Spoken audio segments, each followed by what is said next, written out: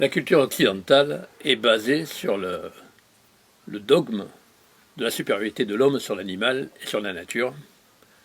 L'homme est le roi de la création, ce qui paraît légitime du fait de son intelligence, de la raison, de la culture, du langage, de la morale, de la politique.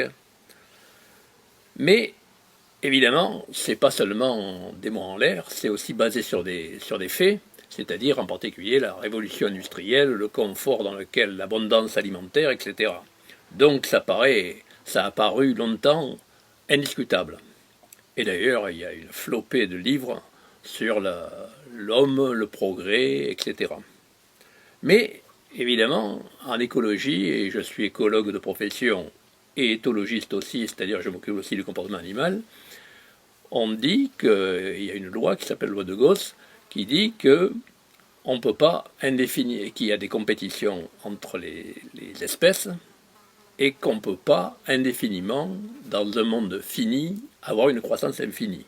Or, la démographie est galopante, et on peut donc se poser le problème de savoir comment ça va se terminer, c'est-à-dire que est-ce que cette population va continuer à croître? Les démographes disaient qu'il allait y avoir un plateau, ça allait s'arrêter, mais manifestement ce n'est pas le cas.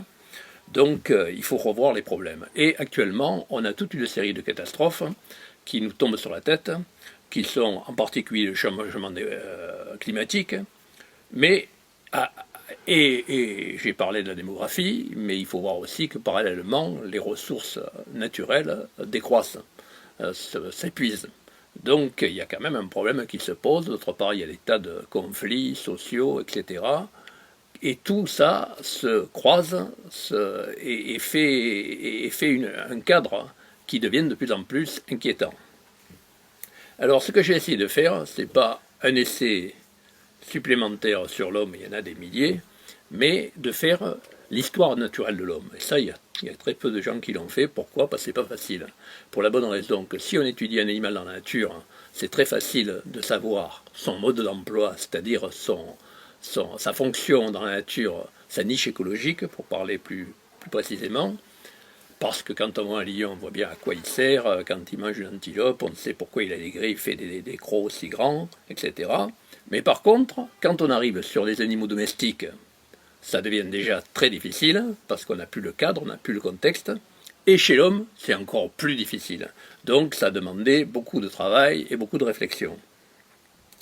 Alors, cependant, actuellement, on a des tas de données qui tombent, à la fois en écologie, en éthologie, les disciplines que je connais, en éthologie par exemple, il est évident que tout ce qu'on a raconté sur le fait, en particulier Descartes avec sa théorie de l'animal-machine, que l'animal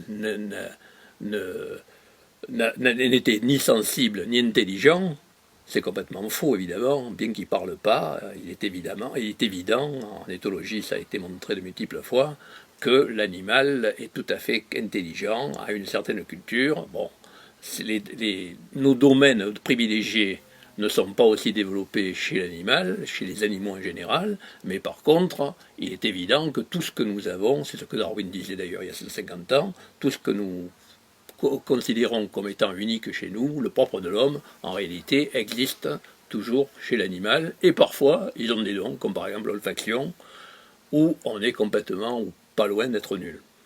Donc il faudrait peut-être revoir un peu ce dogme, ce catéchisme qui fait qu'on est le centre du monde, qu'on est le nombril de la Terre, et qu'en réalité tout est centré sur nous et qu'on est très supérieur à tous les animaux. D'autant plus qu'en préhistoire, il y a aussi, alors j'ai essayé de mettre, actuellement il y a des tas de découvertes qui apparaissent et qui révolutionnent complètement la pensée humaine et la culture, mais c'est à peu près ignoré par les gens qui s'occupent surtout de technologie.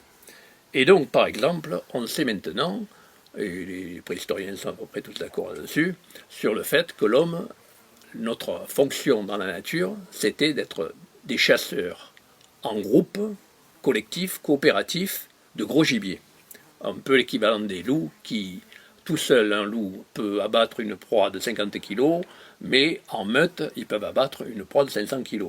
Donc, nous avons été pendant des millions d'années, en tant que famille humaine, et pendant 190 000 ans, en tant qu'espèce humaine Homo sapiens, on a été un chasseur coopératif de gros gibier.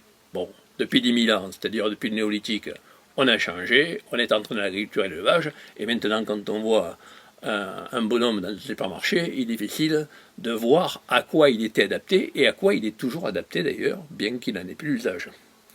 Et donc, pour terminer, je dirais que j'ai essayé dans ce livre de faire un peu, de défendre la thèse inverse de tout ce qui est défendu ailleurs, classiquement, c'est-à-dire que l'homme, et je pose la question, et j'essaie de la défendre, et je pense que les arguments sont tout à fait solides, et à mon avis plus solides même que l'opinion classique, que l'homme est un animal raté, c'est-à-dire qu'il n'est pas construit pour durer, alors que l'animal, la nature, les végétaux, tout ça est construit pour durer. Donc, il va falloir en tenir compte et éventuellement changer la donne si on y arrive.